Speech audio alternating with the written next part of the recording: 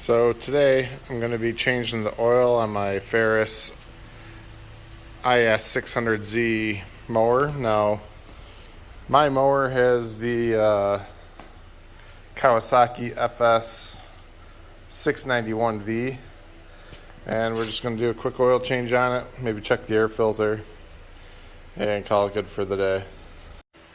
Alright, now I don't know if this is the same on the Briggs model or as it is the Kawasaki, but they got this hose right here down the side, and you can pull that plug and that's your drain hose. It goes back to the engine. So I'm going to pull that down through that hole down there, pull that down, undo it, and let it drain out. Alright, pulled the hose down this way, so I'm just going to break that off. Pull that plug. I'm going to put an 18 mil wrench here and a 16 on the plug and bust that loose. There we go. Now if you don't got those sizes, obviously an adjustable wrench or channel locks, vice grips, all that stuff will work on here. I'll just let that drain out, we'll cap it back off, and we'll grab the filter. Now the filter, if you're looking at the back of the engine, at the back of the machine, it's to the right side. It's down here. Now I have small enough hands, I can reach down here and turn that. But if you have bigger hands, you might want to reach up from the bottom. You may need a wrench. I'm going to see if I can grab this just by hand. I got my channel locks, slip joint pliers, whatever you want to call them. They're off-brand, so I kind of at an angle here. You can see I tweaked it just enough. Should loosen it up that I can get my hand in there to turn it.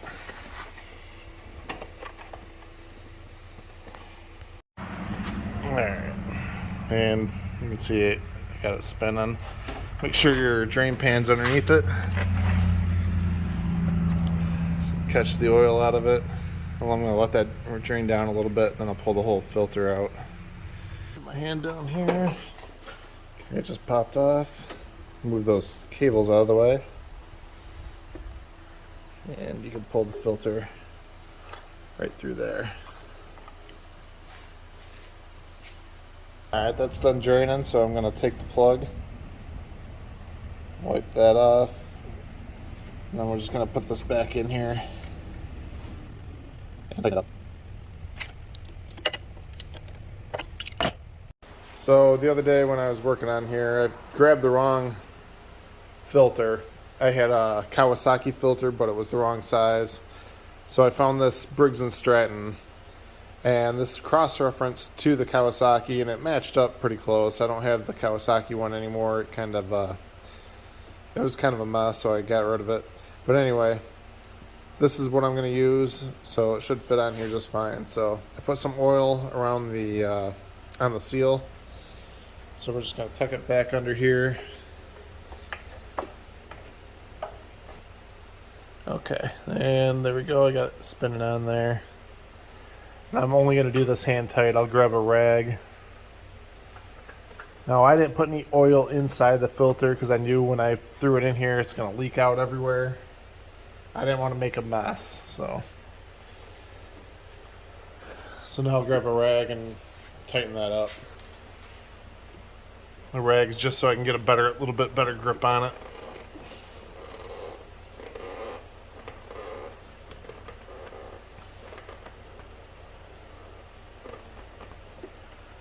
Alright, there's that.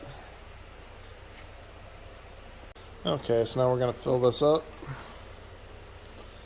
Pull the dipstick out of there, clean that off. So I got this funnel with a long spout, and the engine manual says it's going to need 2.1 quarts with the when you change the filter. I'm going to put 2 quarts in there and see where I'm at. So it calls for 10W40 oil. I got a synthetic blend. You can get synthetic. I think you can use conventional. I don't think it would make a difference. But and there's other weights you can use depending on your area, but 10W40 looks like it's the most versatile. So on the dipstick it says, for correct level, do not turn cap on threads. So that means that they want you just to press it in to check the level. Then pull it back out and see where your level is. Yeah, let's see if we can focus in there. It looks like I'm right there. I'm right at the full line. I'm going to call that good. Stick this back in here and tighten it down. Forget to pull your drain hose back up. I pulled it up here and kind of tucked it in. That should keep it up out of the way. While I'm changing the oil, or after I'm done, I'm going to check the air cleaner, or the air filter. Make sure that's all okay.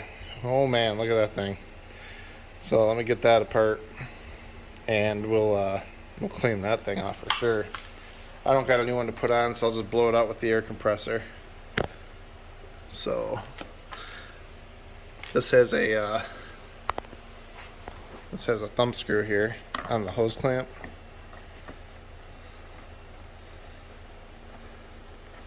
And then you can pull this out of the hose. Yeah, it's pretty damn dusty in there. I'll wipe all the box down, and this has an outer filter and then the inner. I'll pull the outer filter off, blow that off, and then blow out the inner filter.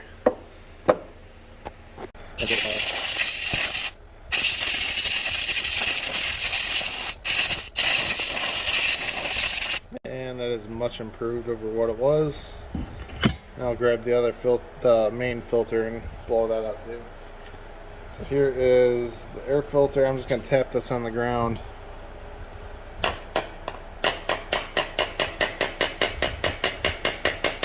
See all the dirt that came out of there. And I'll take the air hose and I'll blow it out from the inside out.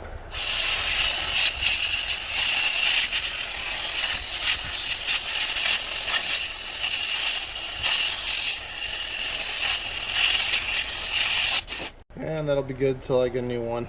Here, this just tucks back in here. That just tucks in there like that. Make sure you put your pre-filter back around your filter. Just wraps on, and then tighten up the thumb screw down here so it don't bounce around on you, fall off, whatever. And give it a little pull, make sure it's not falling off. That's good. Alright, that's the oil filter and the air filter.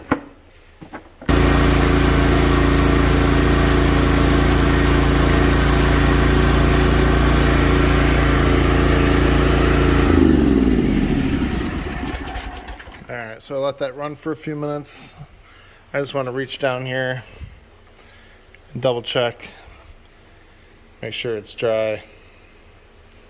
There's little drips of oil. I think that's from before.